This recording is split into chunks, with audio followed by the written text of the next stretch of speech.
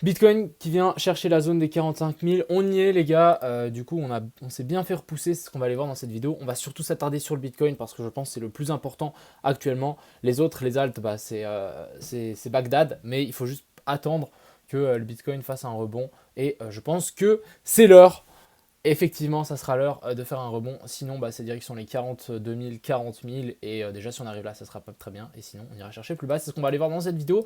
J'espère qu'elle vous plaira. On va aller voir des tweets, l'order book, pas mal de choses. On est parti. Crypto, million. Crypto, million. Crypto, million.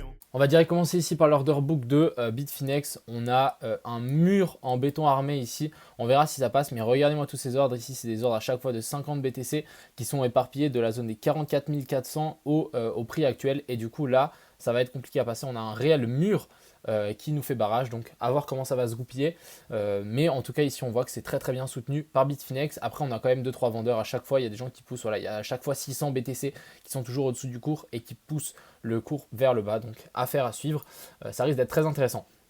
Ici, du côté Open Interest, on a une hausse des positions avec levier. Donc ça, c'est pas forcément quelque chose de très bien. Mais ici, on voit que les funding descendent. Donc ça veut dire quoi? Ça veut dire que c'est des shorts qui sont en train d'être mis sur le tapis. Et du coup, ça, c'est une bonne chose. Si on commence à avoir énormément de shorts qui sont en train d'être mis sur le tapis, ça peut clairement monter et nous faire sans doute un short squeeze. Donc c'est ce qu'on va aller voir. Je suis plutôt aussi, on est sur un support. Je pense que c'est pas le moment d'avoir peur. Si on casse le support, ok, on a cassé le support, mais je pense qu'actuellement on est sur un support, tant qu'il n'est pas cassé, bah on reste bullish.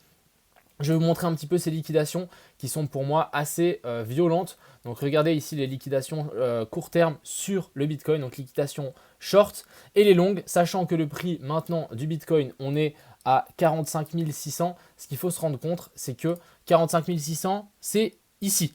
Donc ça veut dire qu'on a pris les liquidations boules qu'il y avait là. Donc maintenant, il y en a plus. C'est ce qu'on parlait hier.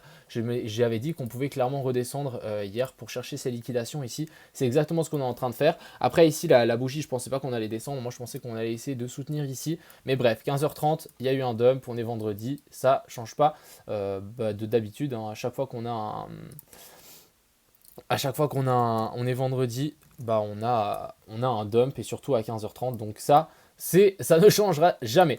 Ensuite ici, on va passer sur cette charte. Donc assez intéressant. Pour moi, il y a énormément de liquidation du coup à venir chercher au nord. Et si on doit avoir un pump, c'est ce week-end ou d'ici pas très très longtemps parce que sinon ça va commencer à sentir un petit peu le sapin.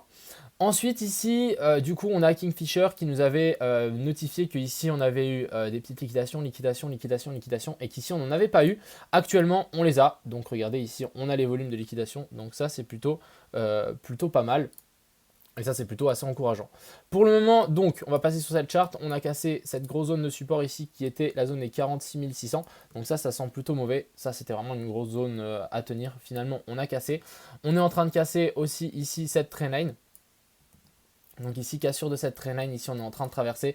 Donc c'est pas forcément quelque chose non plus qu'on a envie de voir. Après, je rappelle que dans les cryptos, souvent hein, on passe, on réintègre et ensuite ça pump. On vient chercher, on vient faire peur à tout le monde et c'est un marché tellement manipulé qu'on fait peur à tout le monde et ensuite on repartirait vers le nord. Encore une fois, ici on est et on arrive seulement dans ma zone potentielle d'achat ici. Donc c'est de la zone des 44 600 à 45 500. On arrive dans cette zone, donc ça va être clairement la zone à rebondir. Si on rebondit pas là, ça va commencer à être compliqué les amis. Mais pour le moment, on est sur un support, donc je pense que ça sert à rien de s'inquiéter. Mais voilà, si on traverse, oui, là on va pouvoir peut-être réfléchir un petit peu à qu'est-ce que ça va se passer, comment ça va se passer. Ensuite ici, donc qu'est-ce qu'on voit? On voit qu'ici on a cette trendline, il faut absolument la briser et pour le moment ici on fait toujours des plus bas et des tops toujours de plus en plus bas. Donc on reste ici dans une tendance baissière. Ce qu'il nous faut c'est un nouveau top pour qu'on puisse inverser cette espèce de petite pattern ici. Passons sur ce RSI qui il y a toujours en fait cette divergence qui est en train d'être mise en place.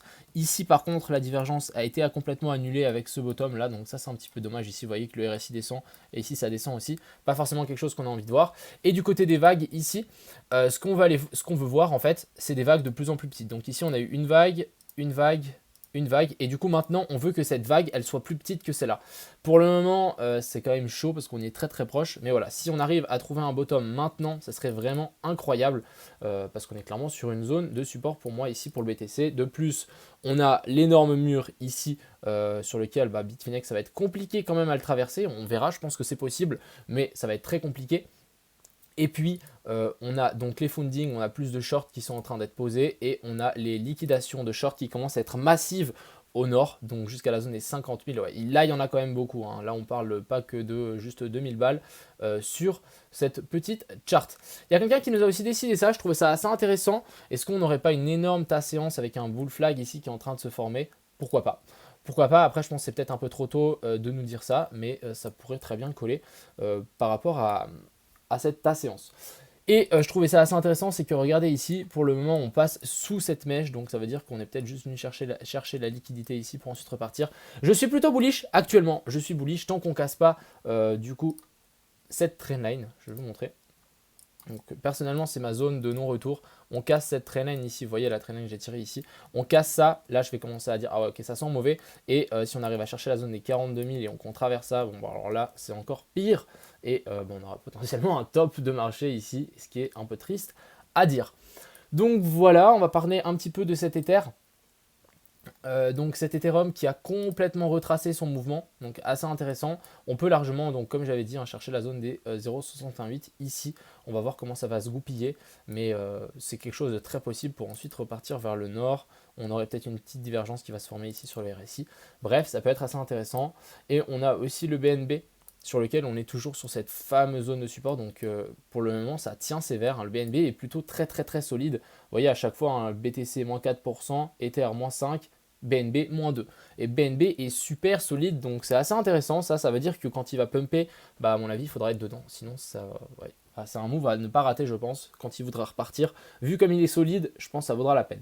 Passons un petit peu sur cette Bitcoin dominance ici sur lequel on est en train de faire support et en train de faire retest sur cette trendline pullback. Donc ça, c'est très bien. Si on arrive à maintenir cette zone, ça sera génial. Et ensuite, on pourra grimper là-haut. Je vais déplacer du coup cette petite flèche ici et on sera bon. On va parler aussi un petit peu donc de l'Ether face au BTC. Sur lequel ici on a rebondi, est-ce qu'ici on ne serait pas en train, par contre là on a une épaule tête-épaule, là clairement, je ne vais pas discuter avec ça, là on a clairement une épaule tête-épaule qui est en train d'être formée, donc est-ce qu'on va réintégrer, est-ce que le Bitcoin va reprendre la main du marché, en tout cas c'est ce que j'espère, mais ici regardez, on a clairement une épaule tête-épaule, en plus ça va être parallèle, les deux épaules, ouais magnifique, là on a une super épaule tête-épaule, là vous en voyez une belle tac, donc maintenant si on casse ici la ligne de coup, je pense que voilà on pourra redescendre, et je rappelle que les targets d'épaule tête-épaule c'est juste reporter ça ici et du coup ça nous amène ici vers la zone des 0,07 pour l'Ethereum contre le BTC. On a le SP500 qui a chuté, hein, bien évidemment, c'est comme ça que le Bitcoin a chuté à 15h30, c'est pas étonnant. Donc voilà, j'espère qu'on a fait, j'espère que cette vidéo vous a plu, j'espère qu'on a fait un petit peu le tour. Sachez que ça va pas être évident de passer cette zone, pour moi on est clairement sur un support c'est où il y a de la peur, je pense qu'il y a d'entre vous qui ont peur, c'est le moment de passer à l'achat. Si on casse le support, là on aura pris nos pertes, on aura essayé, mais on peut pas réussir à tous les coups. Donc voilà, j'espère que cette vidéo vous a plu. Et bonne soirée, on se retrouve peut-être tout à l'heure en live à 20h, mais c'est pas sûr. A plus!